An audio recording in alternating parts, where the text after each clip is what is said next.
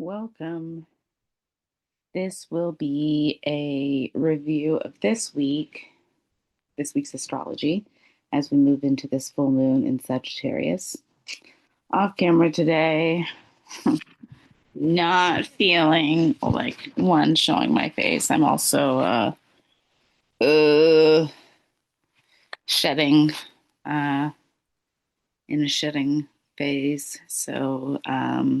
In my cycle, not feeling like exposing myself.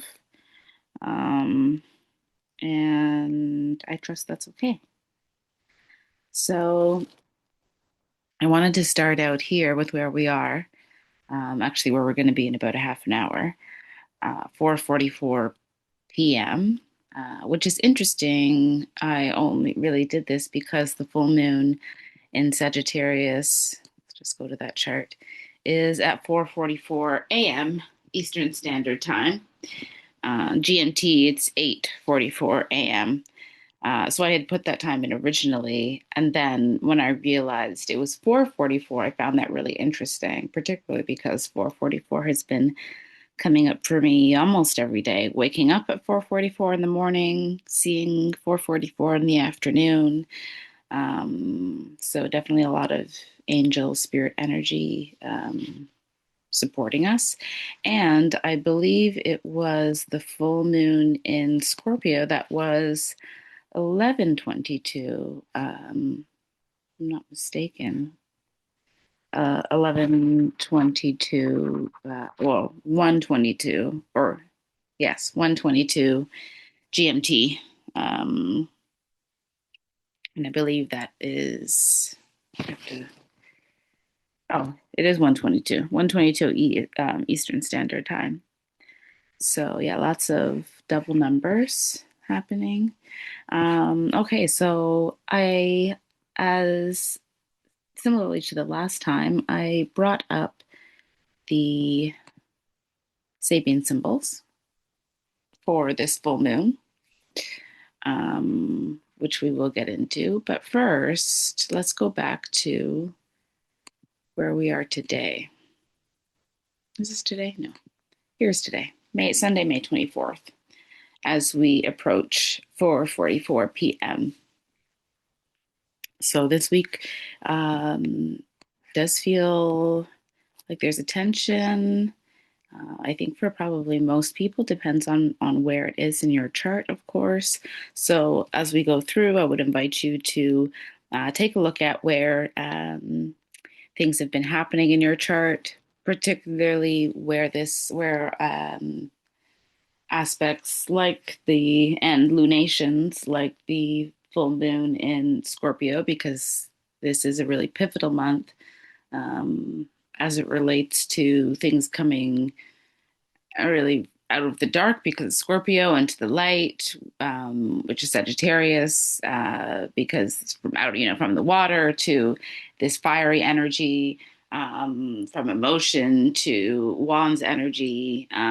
So there is a an impetus to speak the truth, to get up and go, to say what you need to say.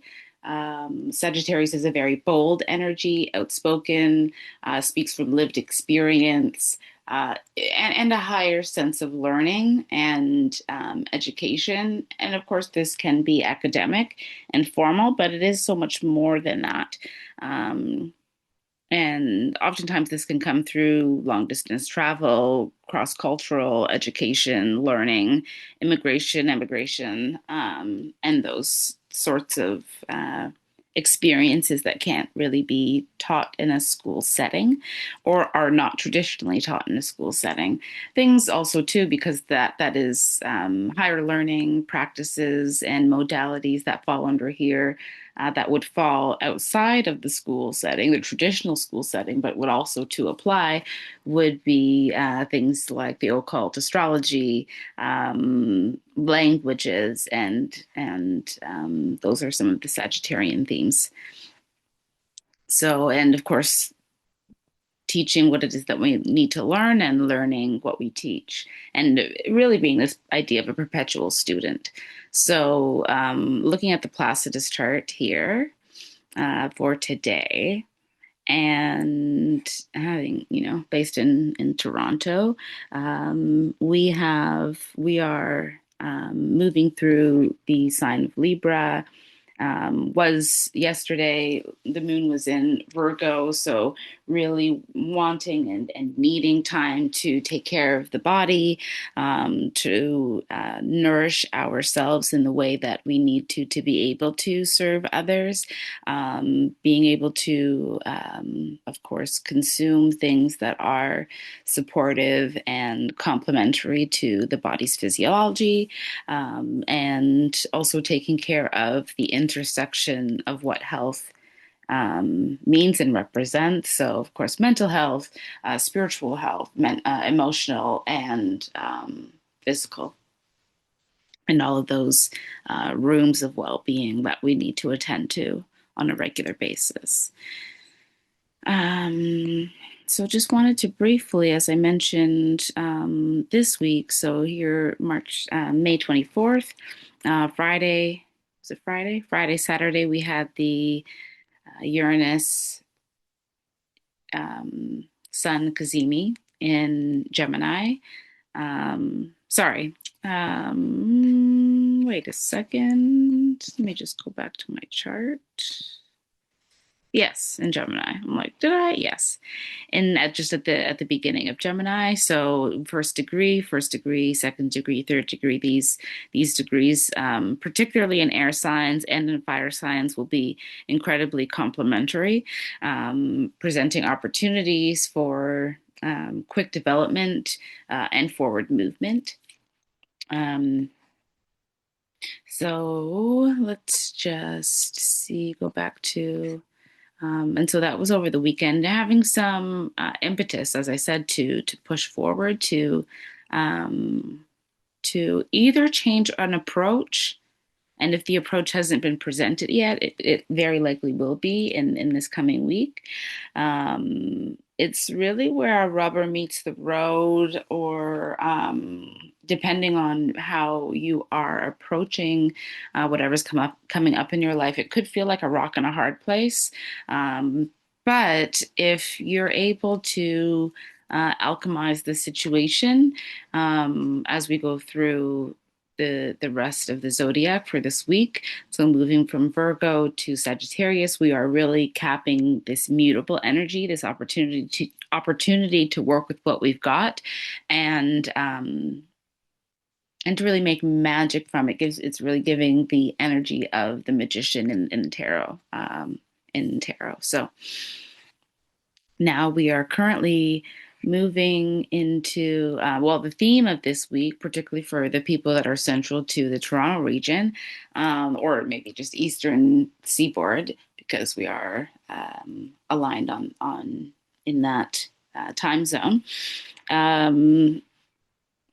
We are really coming into this week with Libran type energy, so intending to be diplomatic, harmonious, keeping our own equilibrium, as well as navigating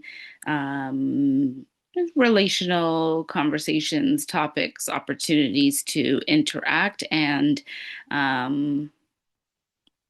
to sometimes this may be an opportunity to advocate for others, because Libra does really represent that opposite, and really a space of seeking comfort and peace, or peace through comfort, and vice versa. So there is a relational focus, particularly from now until Wednesday evening.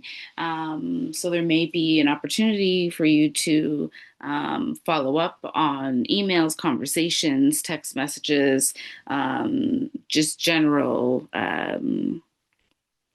relationship-based conversations, because it is cardinal energy, particularly at the beginning of the month. This is an opportunity to I mean, we are at the end of Taurus season, so we should have learned to take the bull by the horns, to step forward and say and address directly and diplomatically what it is that we need. And sometimes this is not really with the expectation of being given what we're asking for, but more for the awareness and uh, think awareness and ability to say what needs to be said for yourself. You're really not for anyone else. Um, so let's go back to this chart. We are, because we have make in at 10 degrees of Libra, and make is this asteroid fixed star. Um, that really represents this regeneration. It's more than rebirth. I mean, yes, it is. It's I really prefer the idea of regeneration rather than rebirth, because it's not like you're feeling like you have to start from the beginning. You don't. It is really like the energy of a perennial, I guess I would say. There's something that's been there. It's been planted. It's been sprouting. It's been fruitful. Maybe it's been dormant, and now it's an opportunity for it to be reactivated. And maybe it's reactivated on a regular basis, but this is energy is really about your reactivation in relationships and how much it is that you've learned um, in this last little while in particular. There is very much a focus on relationships with other people, um, things that are maybe hidden or have been hidden in the past and are about to come to light, and our relationship to service. Of course, service, how we are maintaining our service to ourselves, taking care of ourselves with a lot of this energy focused in Aries. But because of the placement, this is really sixth house energy. So this week we really need to come into an awareness and um, equilibrium about how we are.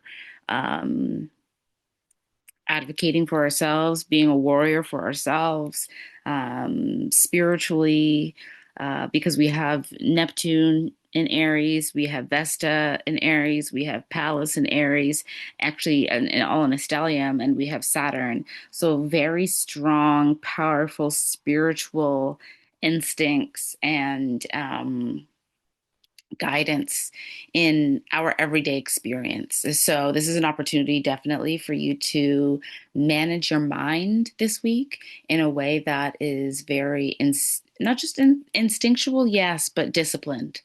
Um, Warriors are very disciplined, and the discipline really comes from a mental fortitude, a mental strength, an opportunity to um, use that discipline in a faithful, practical way, um, in a yes, constructive, and also I get the feeling of progression and through consecutive action, and uh, yes, really being able to continue to follow through and maybe take things slowly, but also being adamant at being able to progress and um, take your learnings and develop them further now.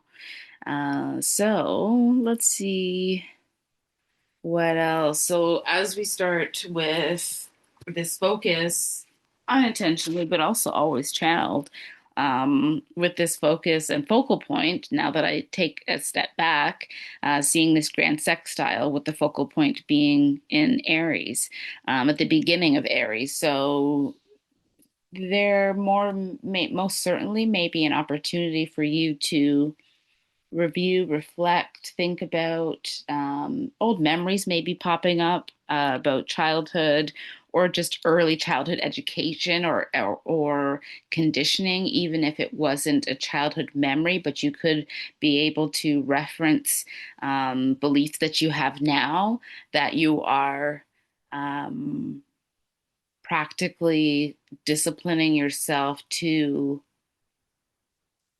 in on a daily basis. So this could be something like a practice like tapping, for example. Um, of course, prayer and meditation, anything that you can use to, yes, discipline your mind, but also because we have, the house of Virgo to me is a sign that is very intersectional in its approach to health. If it is a well-defined, well-evolved Virgo, they will be well integrated in how they care for themselves and how they share this approach. It's not just physical, it's not just spiritual, it's not just mental or emotional. It's very integrative. And yeah, there is an opportunity definitely for all of us to continue on our self-development work. But um, I think it this week, because there is this tension, it is so important to ground yourself um, in a in a in a practice, in a mental, emotional, spiritual practice that can physiologically calm your nervous system and allow you to confront or manage certain um, somatic experiences or releases that may be coming up. Because it does, with so much happening in this sextile that's happening from the sixth house to the eighth house, does really represent this awakening. Absolutely, particularly because we had that Uranus Sun conjunction Kazemi just that last week. There is this very real awakening, awareness from the depths of our psyche, essentially, from the depths of our soul, if you will, because, Uranus is out of sign, but conjunct Algo and Ceres, and Algo, yeah, they're actually all, well, Mercury's a little bit out of sign, but the Sun, Uranus, Ceres, and Algol are all very closely conjunct. And there is this defining, really feels like, a separation of identity from a somatic past life experience we've had to cut ourselves off from,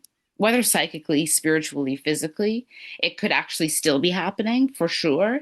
But there is an awakening, a very psychic awakening, deep psychic uncovering excavation that's happening around body, somatic memory. That is allowing us to heal something in our home experience, heal something in our relationship with our mother figures. Does even if you're not if your mother has passed, for example, or you're not in connection with your mother, no matter, there is still a deep with interesting with part of fortune conjunct Pluto, and then more widely, but still conjunct Juno. There is a level of commitment or questioning of commitment or recognition of how it is that you've been blessed in ways that you maybe couldn't see at the time, but now you can see the wisdom of your own innovation in your home life, in your private life, in the decisions that you've made, and what it is that you decided to commit to, um, and and ultimately how this really, because then it's part of Fortune and Pluto are very tightly trining Neptune, and from the fourth house, Neptune and Vesta in the sixth house in Aries. So this is really very much connected to your new beginning that's happening now and your ability to become even more of yourself. But there is a seed that was planted um, very much in your mindset for sure, around that felt it was something maybe you needed to be ashamed of, that was deleterious, that, um, yeah, I don't know, didn't make sense to other people. And now this is really um, where your fruits will be born from.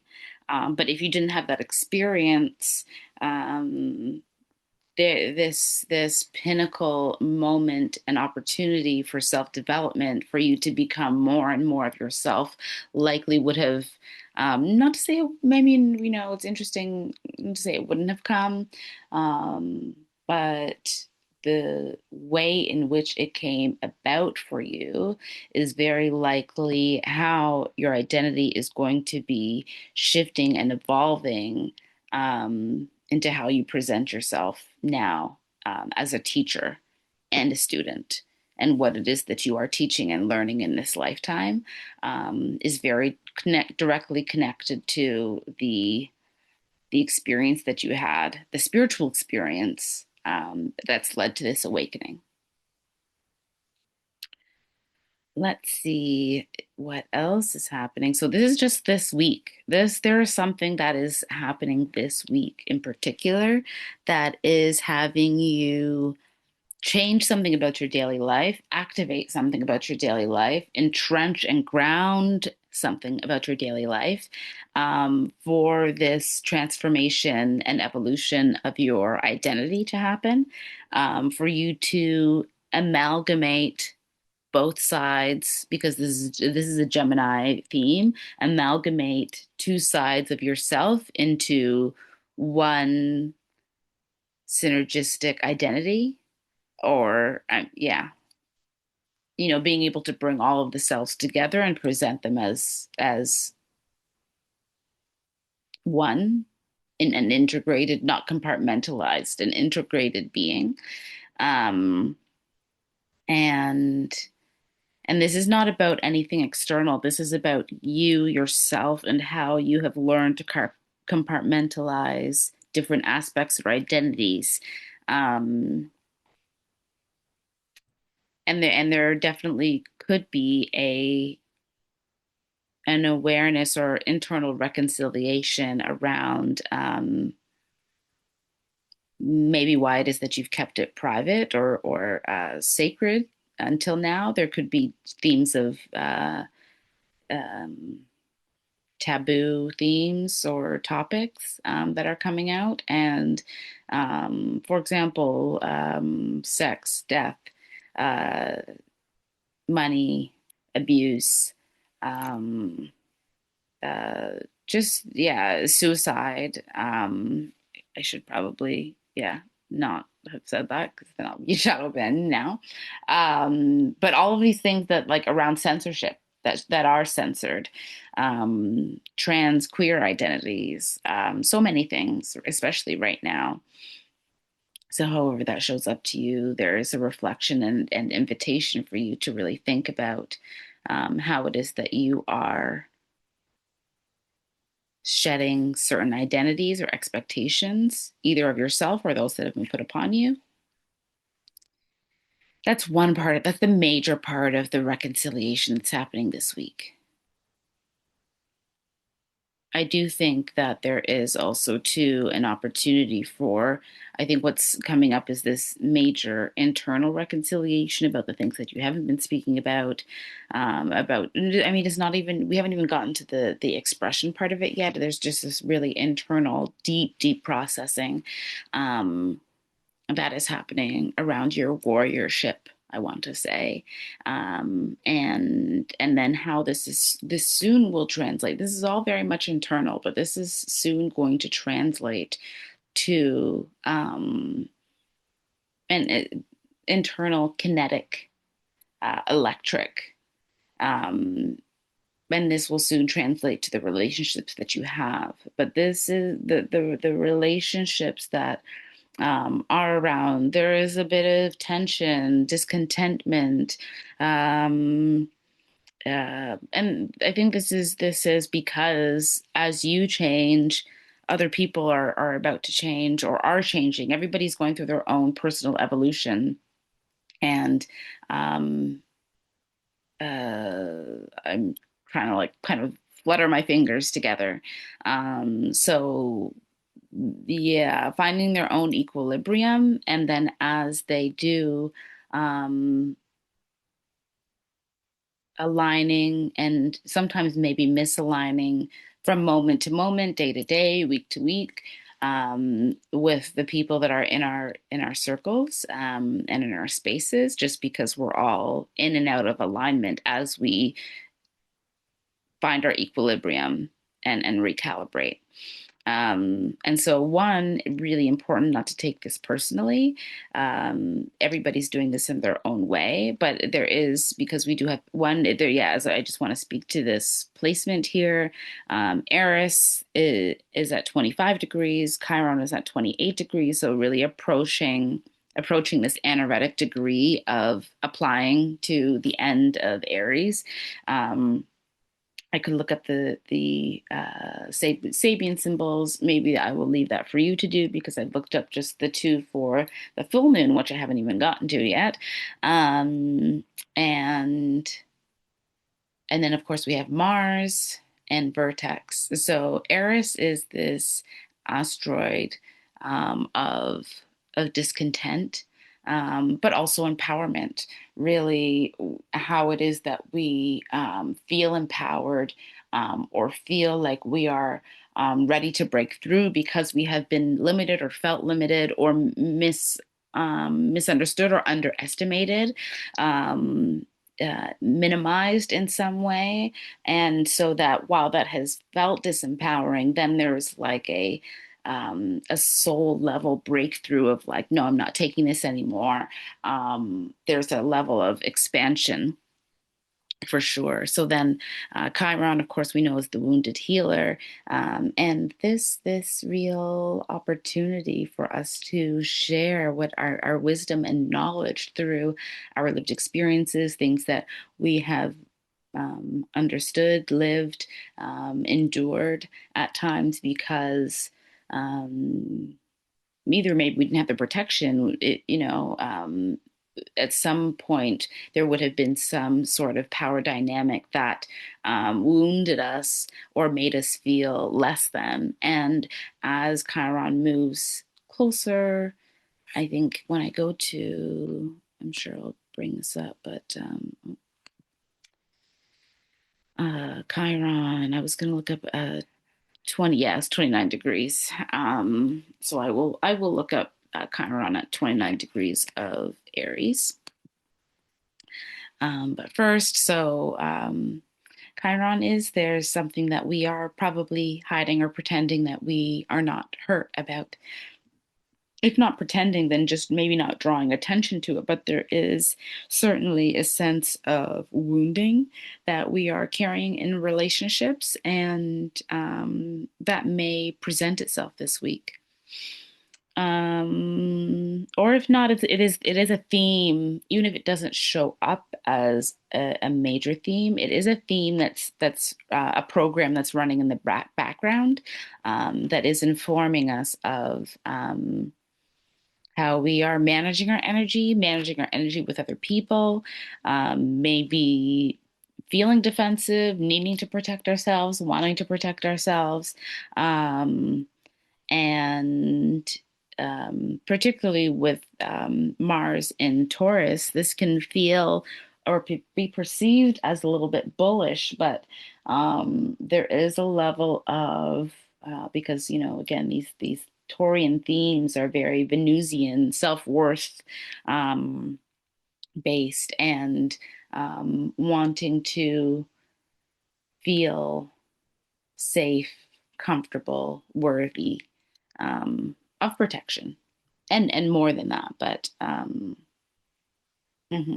And then vertex, a wide, like wide. I mean, outside 10 would be the max degrees of conjunction, and it's vertex, so it's not really. It would really be between major planets. But I'm just gonna bring that in because it is still in the seventh house, and vertex approaching the 15 anaretic degree. There is some threshold, crossing of a threshold here, um, changing of the guards, I want to say. And it is very much related to how significant relationships may change or evolve going forward, um, based on values, aligned values, and going where you feel like your values are aligned. I'm just noting here outside of this grand sextile that Mars is sextiling Venus, which Venus in um, Cancer, and Venus in Cancer. Venus, interesting, is about to have a conjunction with Jupiter on around January. Sorry, it's interesting. June the ninth to the 11th, I believe. And so I think there is something that is there is something that is preceding this week, that conjunction this week with Mars making this sextile or reaching out to um, Venus. And just thinking about this here because Venus and Venus, oh, I was going to say it's mutual reception, but it's not because it would have to be the moon in Taurus, but the moon is in Virgo. But with Taurus, um, Taurus's ruler Venus ruling um, Cancer right now, or running through Cancer, ninth house of higher learning, spirituality, um, cross cultural understanding, um, our lived experience and truth. Mars is really motivating us to. As it's interesting, I was just talking about this, the value piece, but really inviting us and allowing us, giving us permission to feel ambitious. Um, about the loves of learning that we have, how it is that we are nourishing and nurturing ourselves, particularly around the things that we are learning, giving space to what it is that we are learning and loving and dreaming about. The midheaven is at 22 degrees and conjunct Jupiter. So we're really invited to dream big, dream bigger, think bigger, expand, stretch out of our comfort zones, which moon in Virgo is really right now is really motivating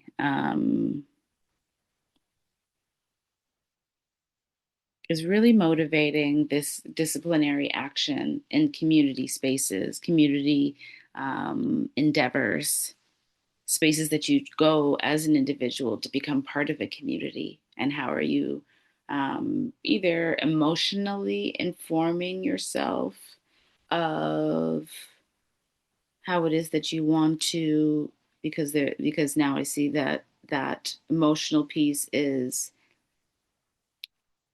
activated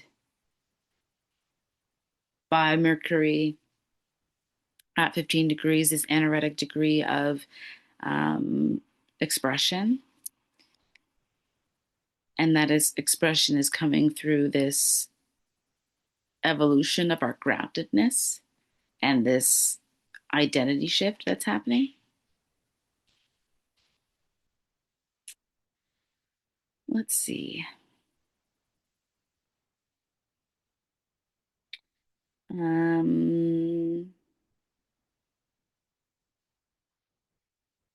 there is certainly a opportunity that's going to be coming up for each and every one. I really feel like,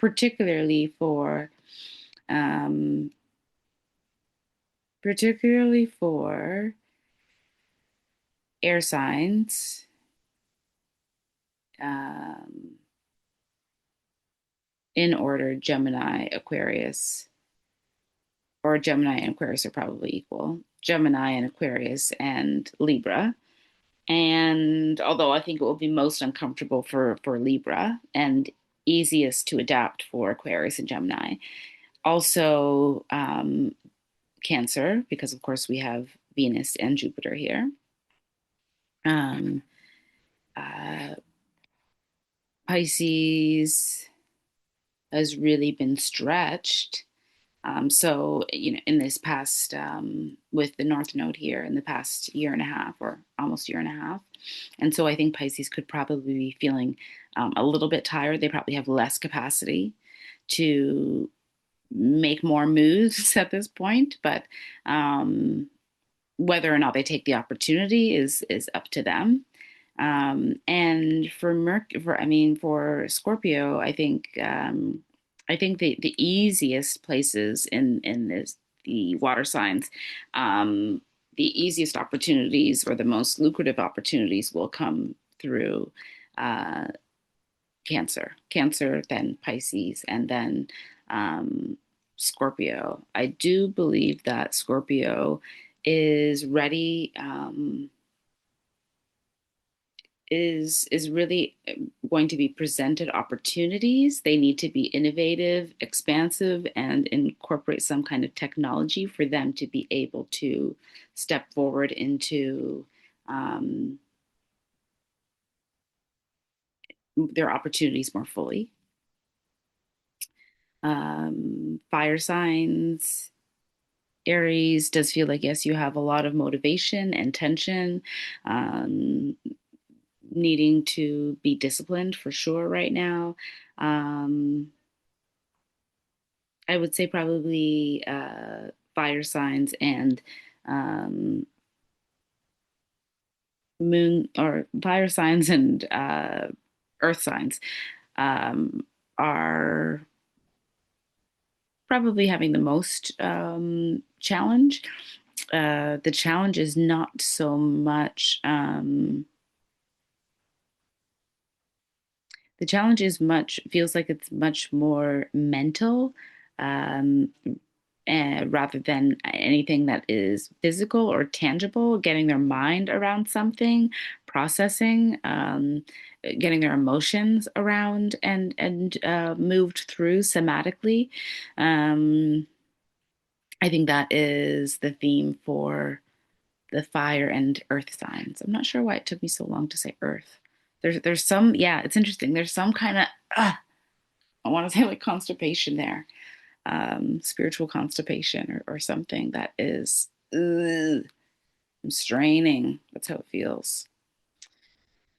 Okay, so let's move on to. I pulled actually. This is a new style of chart that I pulled for mundane. So I'm just going to pull this towards the end because I did also pull up the Canada chart for 2026. I should have pulled up 2025, but that's okay. I just wanted to see quickly the aspects that are happening for this year for um, Canada, Canada's chart, July 1st, 1867, because there is so much change and there are a lot of similarities to the US's chart, which I didn't pull up, but that will be for another time. So full moon in Sagittarius, There is a lot of focus on our alone time, our solitude, an invitation to really focus on the time that we need, the space and time that we need. I think the space is really important. The space keeps coming up. Um, the spaciousness. The spaciousness not is not just physical though, it's the spaciousness to be able to say what it is, to say what you see spiritually. Not everybody has your spiritual eyes. To say what it is that lights you up, to be a warrior, to claim your authority, to allow yourself to express your rage and discontentment, to share your wisdom through your pain,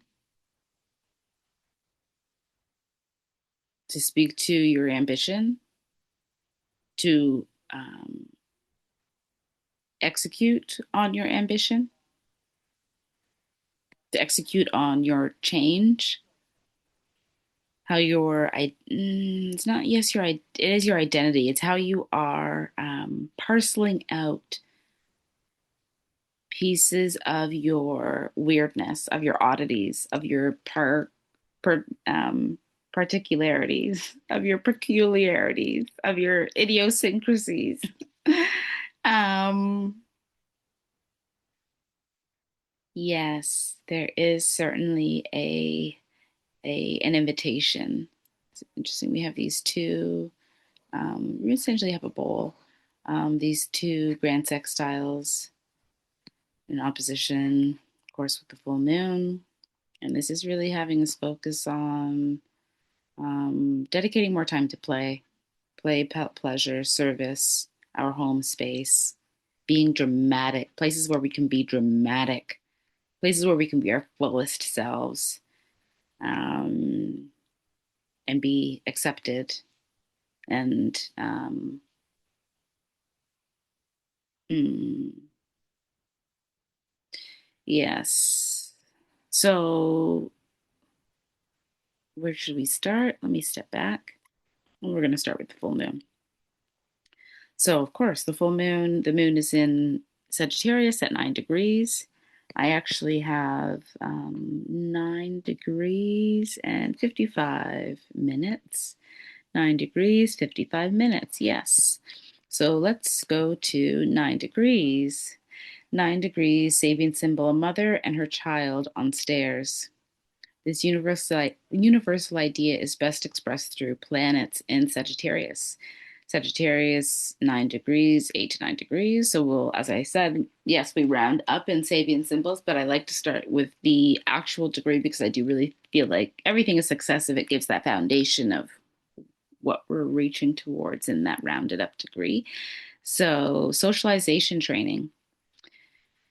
This is a big part of life. A big part of life is the developing skills to cope with social requirements, engaging fully in training. Stairs are only necessary because civilization exists. And so it is then the implied responsibility of parents to teach to teach the skill of climbing to their children. As with stairs, so all behavior that exists to underwrite civilized society, and it is not only children who need guidance and help. As members of society, we take on the implied responsibility to help others learn to navigate our shared customs and ways. We are all teachers and guides, as indeed we are all receiving guidance in this. Yes, so good, so good. The Dane Rudyard quote says, "A mother leads her small child step by step up a steep stairway." How resonant, how resonant. This brings in that mother theme that happened at the beginning of the month. And sometimes how we can be angry and judge, and sometimes rightfully so, absolutely.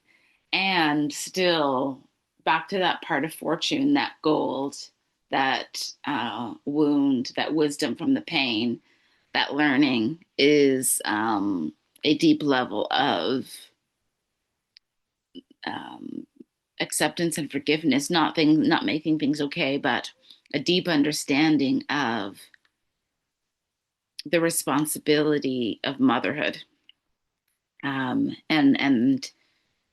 um, how patriarchy can make things very, very difficult.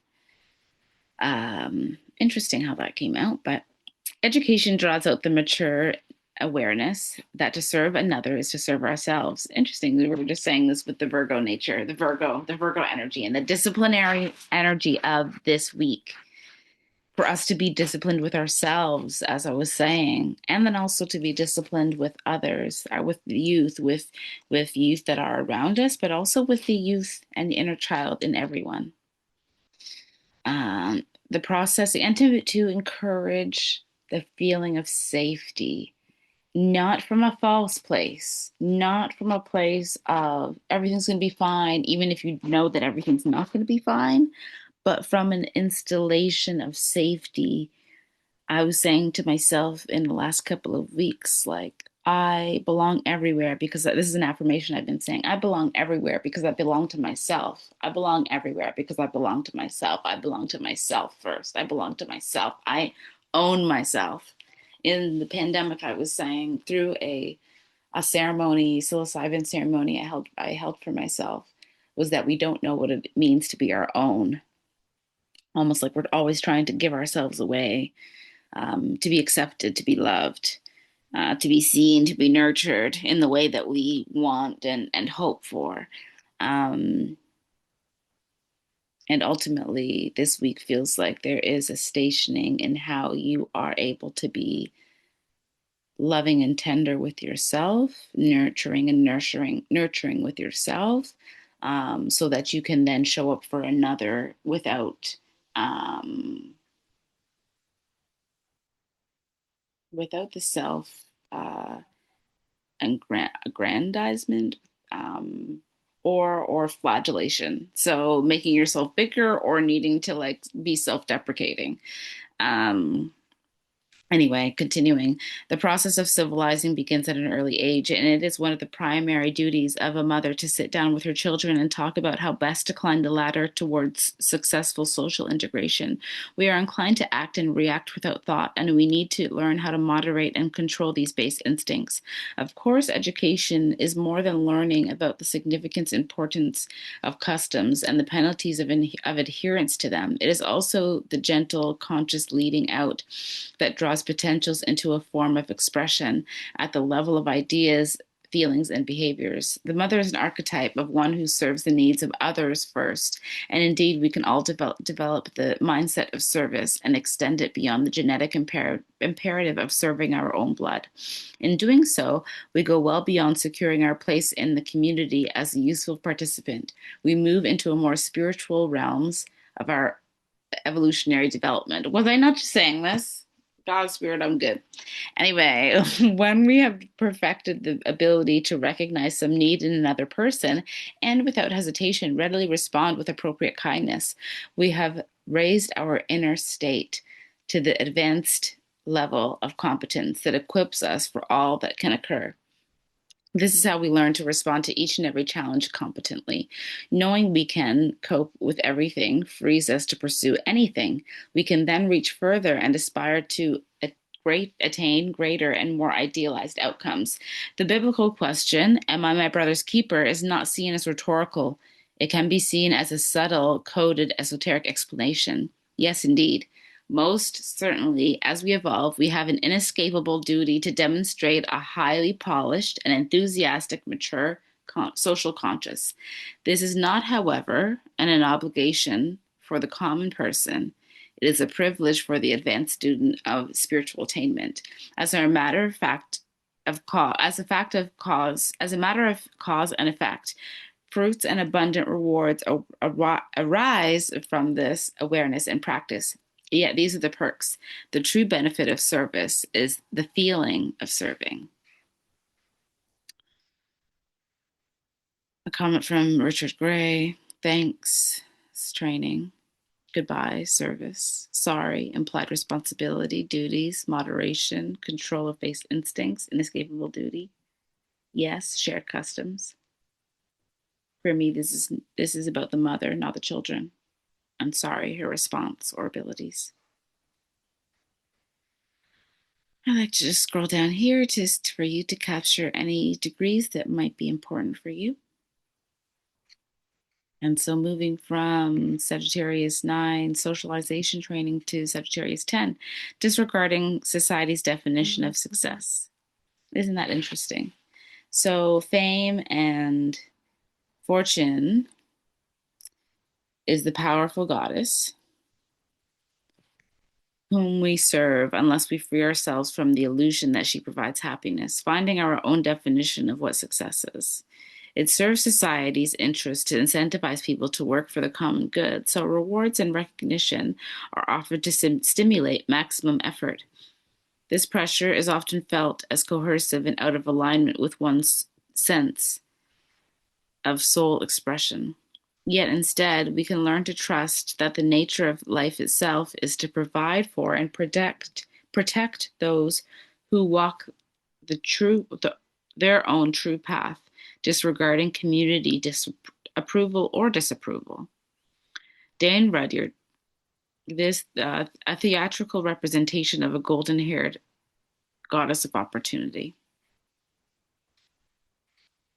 A theatrical representation of a golden-haired goddess of opportunity. Nature takes care of adventurous opportunists. The lucky ones know this. An opportunity is a beautiful golden-haired goddess. I mean, excuse the European standard, who rewards her adherents with abundance, especially the confident risk takers who enjoy the process more than the product. At this level of passion, nature takes care of her own. As humans, it is in our character to be adventurous opportunists, and in order to generate optimal opportunity, we must participate in everyday occurrences energetically and enthusiastically. It is only by being this way that we become conversant with what the life force actually is.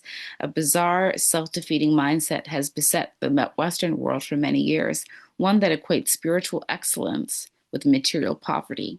This is a distortion of the valid teaching that attachment can rob us of higher states of grace.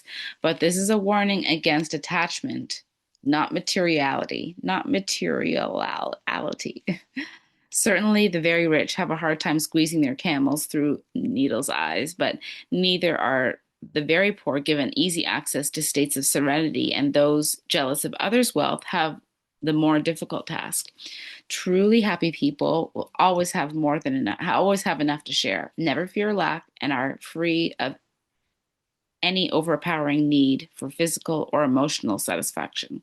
The safest protection that we can have in any experience is full on involvement. Half hearted is dangerous. Any serious sportsman knows this. To fulfill our potential, we need to understand that the grasping of opportunity requires sure-footedness and a clarity of desire. In other words, being staunch and focused. This level of certainty is the source of and the evidence of an irresistible confidence in ourselves and in life itself. What occurs around us is then all good, simply the reflection of a natural, wholesome self-love. The feeling itself, the feeling is itself, reward enough. Yet it also generates material and spiritual abundance. After the childhood years, it is no longer appropriate to be dependent upon others for support and encouragement. As adults, we aspire to a level of emotional self-sufficiency and practical viability that establishes a firm grip on life, firm enough to make happen what we choose to happen. People speak so often of luck as though it were randomly generated by external forces. Not so. We make our own luck. The truly lucky know this and trust in life fully. Can't stop more. Okay, so scrolling down here for you to see if there are any stars or points in your chart that speak to you. So with the full moon here, I want to say feeling fulfilled, because the full moon is a level of fulfillment, culmination, definitely a focus on socialization, being a part, and being a part of society, um, and how it is that we've learned to serve ourselves and serve others. I think traditionally, particularly because the theme of the mother is here, that we have learned to serve others before serving ourselves, and to socialize and to make other experiences a priority. But uh, now, when we move into Sagittarius 10, this is a reminder that this is an invitation to disregard society's definition of success, for sure. Absolutely. So, moving on to where the sun in Gemini is, sun in Gemini, just at the beginning of Gemini, um, first 10 degrees or so. And Gemini 9, a quiver filled with arrows. Earlier, mastery over self. So these themes definitely go together: socialization training, disregarding society's definition of success, and then now mastery of self. Challenges are not simply awkward obstacles. They are tests for us to learn how to focus the mind. This is again a theme, as I mentioned earlier, focusing the mind through mastery of self. Earlier, it was found that the need to fight for survival triggered aggressiveness as a normal potential attitude in humanity. Now we look at what happens when that attitude goes beyond defense and into attack mode, conquest. Whether an individual chooses to attempt to conquer nature, weaker individuals, or their baser instincts and urges is a prime indicator of their spiritual station. A quiver filled, a quiver filled with arrows. I just do want to speak to that full moon in Sagittarius energy, because with depending on the chart that we're looking at, if it's Placidus or a full or a whole sign, if we look at Placidus, the full moon is in the sign of the other, and Gemini, or the sun, or okay, so from a house perspective, the full moon is in the sign of the other. The sun is in the sign of the self and identity. The sun is in the sign, or in the house of self and identity. The sun is in the sign of Gemini, so dual nature. Interestingly, I will also mention that Donald J. Trump is a Gemini, born June the 3rd, I believe. I'd have to, it's his degrees would be just after, because his birthday falls just 3 days after the full moon. So it would be, his sun would be essentially conjunct. I can just quickly look up Donald Trump birth chart.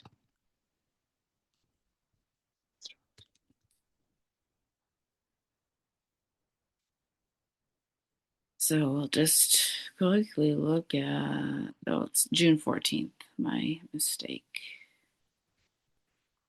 His sun is at, his sun is at 22 degrees. I thought it was closer than that. No matter. So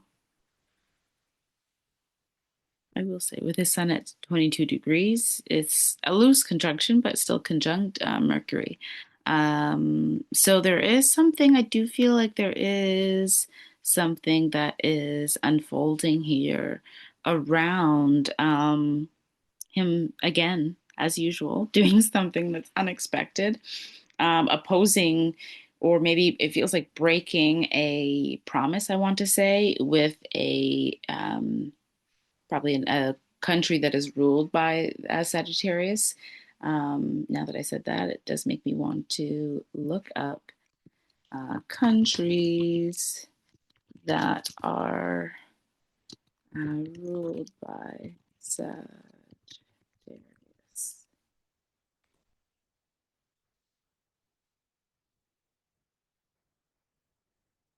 Oops. Arabia.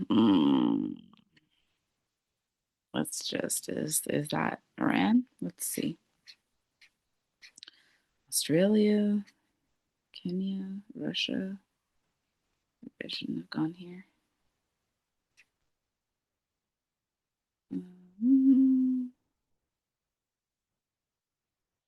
Oh, Saudi Arabia.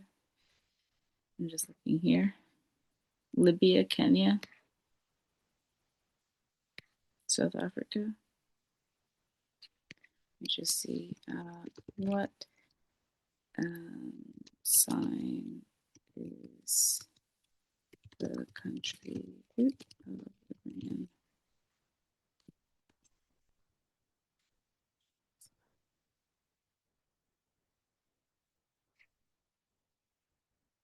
Oh, Aries. Okay. Good to know. April the 1st, 1979.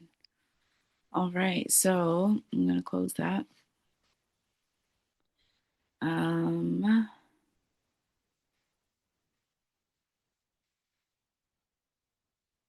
Aries does, I will say, Aries does have a lot of supportive energy. This past year, um, uh, this past year, with Jupiter in Cancer, yeah, even though Jupiter has been exalted in Cancer, which has given the US and probably Canada some benefits. Um, the Aries countries have greater power, just because they are going through such a spiritual evolution, and strength with Saturn there. So let's just expand out of that political angle and look at this from a relational piece, because there is certainly a relational conversation that's happening, that is having us focus on our own uh, dynamic evolution that's happening, how we are going through this, certainly this compromise, um, and what it is that we will no longer compromise emotionally, um, emotionally and also mentally, what it is that we won't compromise with, and through other people, what it is that we need to feel emotionally safe. And this is a lot about self expression, a lot about speaking one's truth, being able to share one's experience, one's learning, one's conditioning, and evolution through their own learning and lived experience, and how and what that has taught them will be critically important. Particularly this week, but also as we approach the full moon on this coming Sunday. So we are Sunday now, and so this is next Sunday. Let's just see, high level. If there's anything else I want to say about that? No, because we did already speak to a piece of this theme in when we were looking at this week's chart.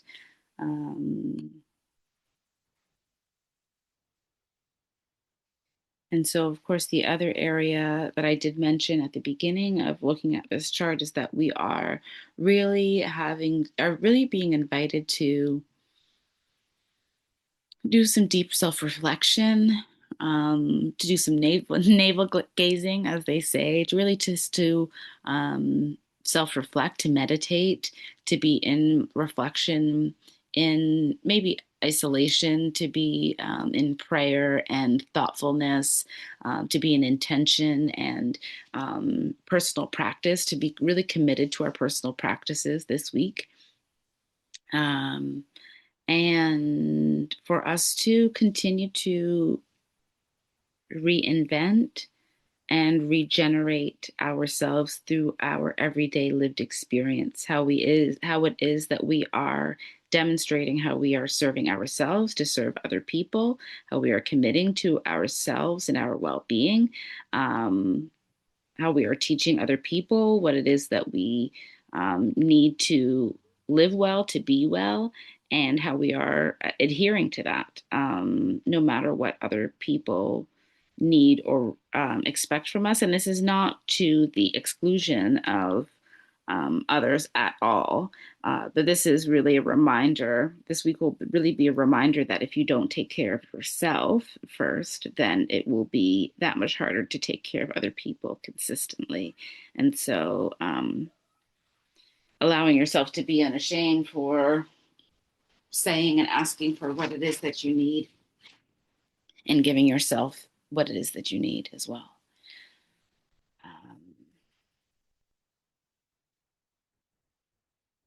There is with midheaven at 28 degrees of Capricorn, and I see at 28 degrees of Cancer. We certainly are all moving through this evolutionary process of, excuse me, of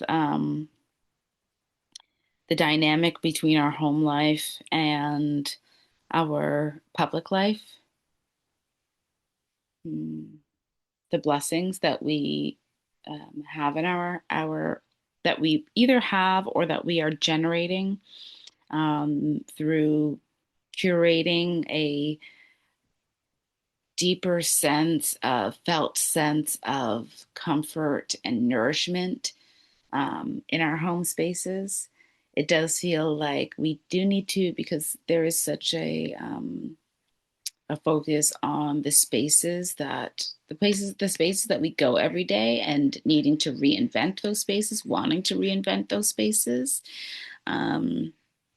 There is certainly an opportunity and an invitation to do that, as well as to be in meditation and mindfulness, active applied mindfulness about what it is that you need to reinvent yourself, and how you are protecting those private spaces and times for yourself, and also how you are using those learnings to continue your innovation and evolution in your career. And this is very much directed to sharing your shame, because we all do have some theme around shame in our lived experience, and now being able to alchemize and transform that shame by giving it air and life, so it can, yes, almost like give breath to fly away, essentially, or to be transformed, and is no longer held latent or dormant, or asleep. It's like, yes, we are waking the giant, and yet the giant is on our side. So, using that giant to our advantage. The areas that we do need to be paying attention to actively as we approach this full moon are our home spaces, the changes that are most certainly going to be happening in those home spaces, sometimes the dramatics that may be happening in those home spaces, and how it is that we are. Again, it feels like there is a restart about how we are taking care of ourselves. So, how we are protecting our reinvention, our regeneration, the themes of care, and how we are advocating for our care, and stationing ourselves so that we can do what it is that we need to do for ourselves. And sometimes we don't know what that is until the moment has arrived and we have to make the decisions, and allowing ourselves to sometimes disappoint other people, but to do what we need to do to take care of ourselves. And that can show up in a multitude of ways. And that's not an invitation for Um, that is an invitation for following what spirit and soul and God and your own, not just external spirit, your own spirit is guiding you to do. And if you've been pushing, then find and follow the path of least resistance.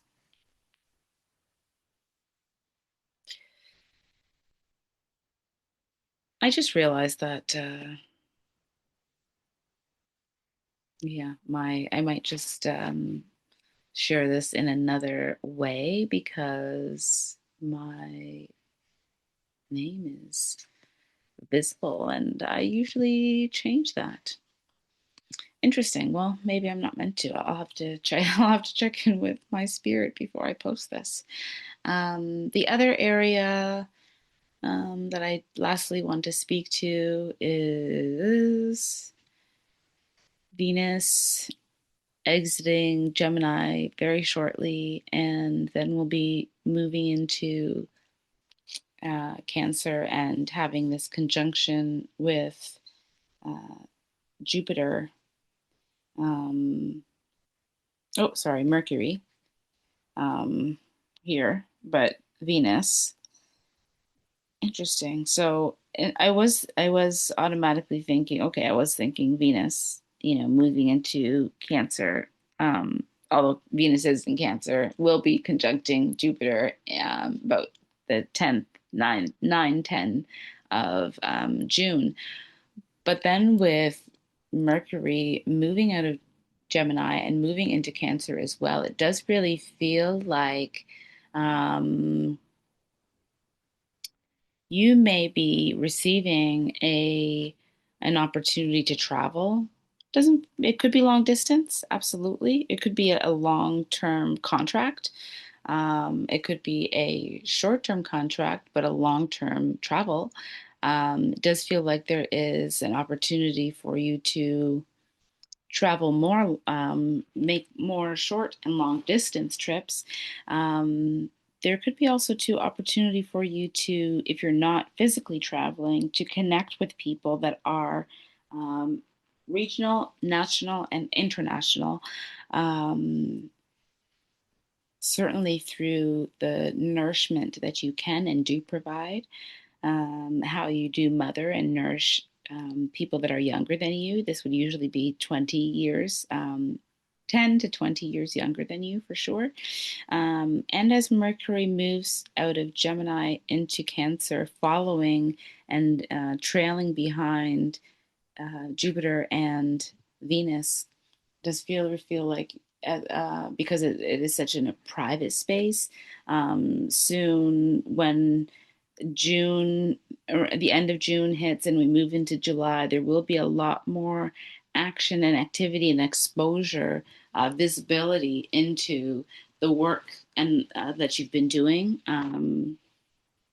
And how that translates to the level of expression, how you will be expressing more, and will probably have an opportunity to be more visible. Of course, it depends on your chart and how that shows up for you in your own astrology. But there may certainly be opportunities, particularly for fire and air signs, Aquarius, Leo, Sagittarius, Gemini, and then Virgo, Libra. Sorry, interesting. I wasn't meaning. I wasn't meaning to say Virgo. Aries, Libra. Um, Anything else here I want to say before I exit? I did say I was going to look up 1 degree. Um, I believe it was in another chart. I believe it was this Aries, this Chiron Aries at 29. So I will look up that. And I do also want to look up Ceres at 0 degrees of Gemini, or 1 degree of Gemini. So 1 degree of Gemini and 29 of Aries. So let me just move this out of the way. Oops.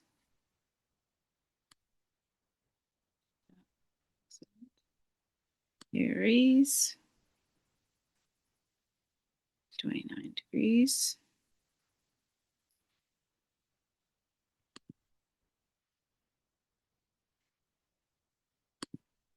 And I said, what did I say?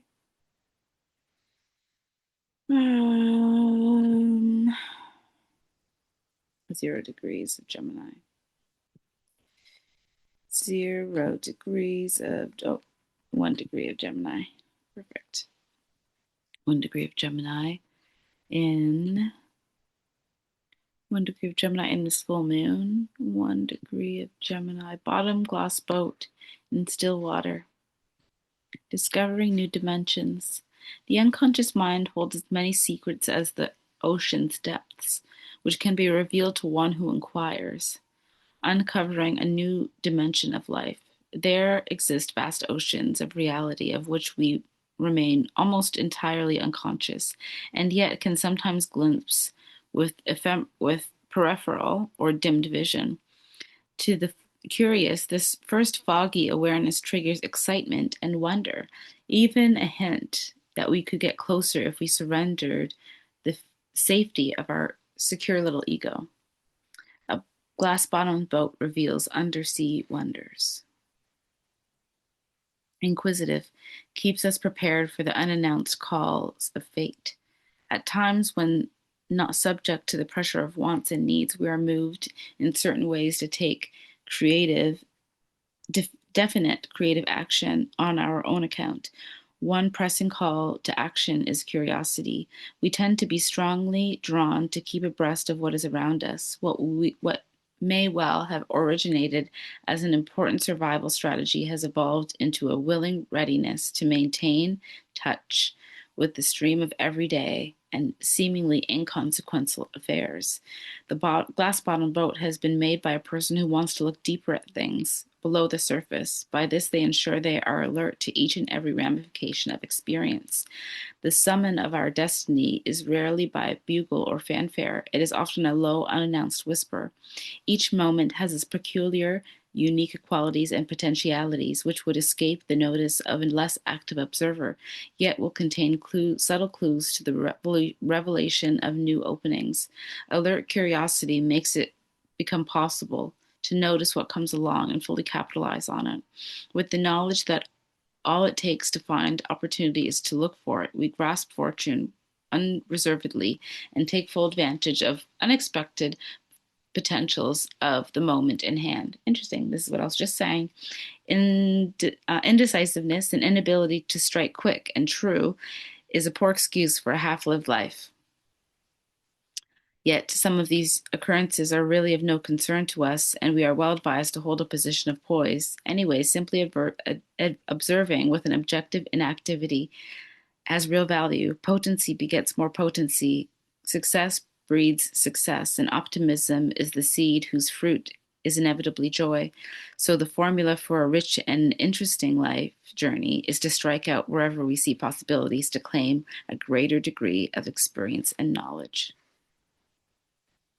Scrolling down for you to check out any points in your chart that might speak to you.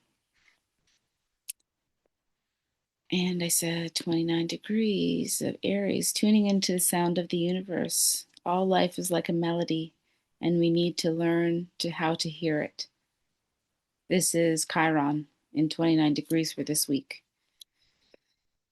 Devotion and veneration as tools of power and beauty. We become more in harmony with life by becoming sensitive to the universal chord. We all have our part to play, and each essential part adds a little more grace to beautify the whole melody of life, which resonates throughout universes, everywhere and always. As we act, we shape it a little, and as we listen, we shape it too. The music of the spheres is the Dane Rudyard quote. Having faith in the meaning of life, we articulate it through devotion. It is said of the cherubim, angels, that throughout eternity, their sole purpose and activity is to praise God through music and song. Cherubim. Within us, we experience the cosmic overtones of this vibration of spirituality, or at least the foundation of spirituality. This is made known by our attempts to project spiritual curiosity into daily life. We can then transform the fear based distortions, such as self deception, flattery, and delusion, into more useful expressions, such as self examination, appreciation, and imagination. Whatever we bring to the table adds to the feast. Whenever we tune into what Sufis call the music of spheres, all personal powers and skills can be harnessed legitimately for purposes of self protection without fear or embarrassment. Combining two things, power and beauty, we create the world we choose to inhabit. Each of us is an immortal being an instrument for enduring visions, and our aspirations hallow the world. Our hopes are prayers. Veneration is a subtle form of articulation. What is being expressed articulately are eternal realities. What are being expressed articulately are eternal realities. Bringing them into the world requires both the power to act in the world and the mystical knowledge of how to infuse ourselves with beauty. To be competent in the world of phenomena, we must become competent also, and perhaps first, also in the unseen realms. The realm of the psyche that is approached through spiritual practice is largely unknown and not quantifiable. Materialists, therefore, disdain it and often deny its existence willy nilly without examining the superabundant evidence that points to this realm. Give praise. Something unexpected occurs when we put aside a conditioning and give praise. There is indeed great power in the voice to actualize our thoughts, hence the importance of cleansing ourselves of cynical conversations. When we speak the name of God with a tone of beauty and awe, we then invoke divine presence. We therefore invite into our bodies the associated qualities and awareness of divinity, beauty, and wonder. Only a minority of people are willing to raise their unrestrained voices in praise. Yet there is a dimensional difference between feeling devotional and expressing that feeling. Something magical happens when we train the voice to express the highest aspirations we can reach, whether or not that is seen as spiritual. Negativity is healed, so that we begin to express optimism more readily than cynicism. The result of this healing is seen in our lives as improved good fortune and a better attitude to difficult situations. Prayer has become habitual, empty, or avoided by so many. Yet the sincere seeker comes to understand the esoteric significance of this practice, that devotion beautifies the personality, that prayer is fundamentally human and self empowering, and that we are physiologically better when we engage fully with it. And not just, I want to say, want to redefine, not just we engage fully with prayer, but engage fully with cleansing ourselves of cynical conversations. Oh, that's a whole word. Um, because I think, particularly when we recognize the environments that we have likely grown up in, or generations that we've likely grown up in, um, there used to be, particularly with certain generations, particularly with the boomer generation, but I do recognize this in other generations as well.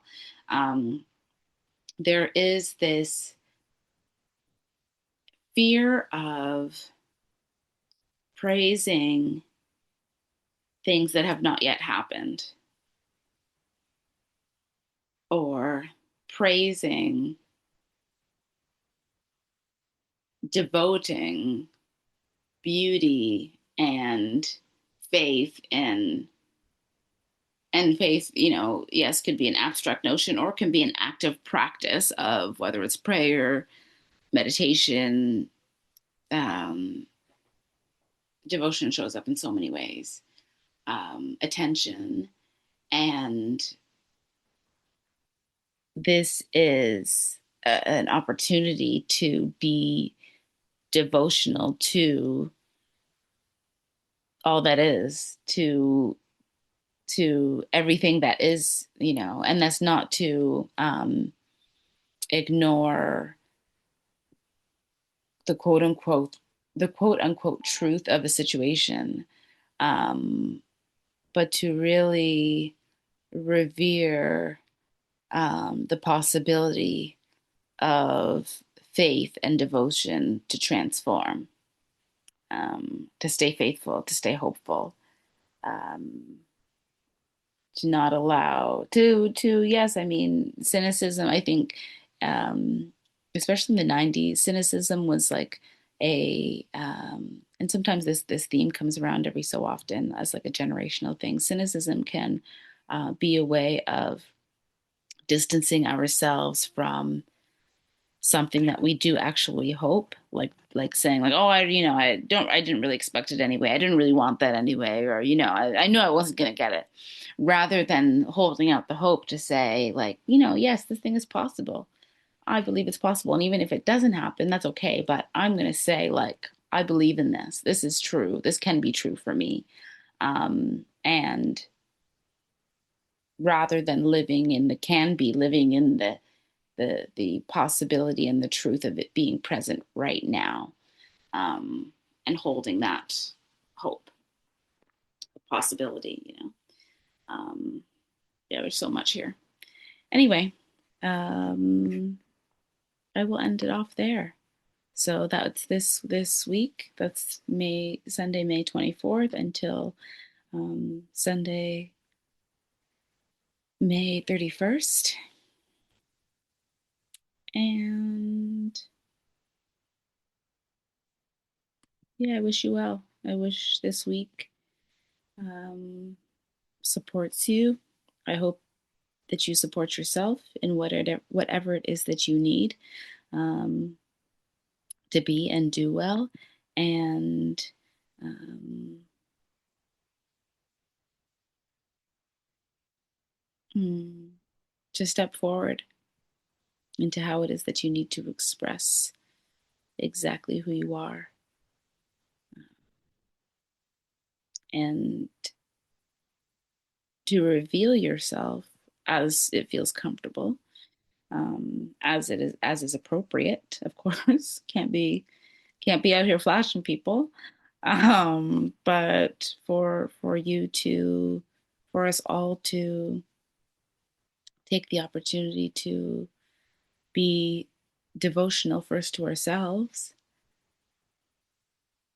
to rely on our devotional practice, particularly this week, and to really entrench ourselves in it now, and of course going forward. And for this practice and these practices to sustain us and station us strongly in the evolving and evolving identity um, of who we have always been and who we are becoming even more of. Okay, I think I'm complete. I think we are complete. Sending love and blessings always. And I will see you soon. Any questions, feel free, or comments, anything that resonated, feel free to share in the comments. And of course, subscribe, like, forward, all that. Ciao, ciao. See you soon. Much love.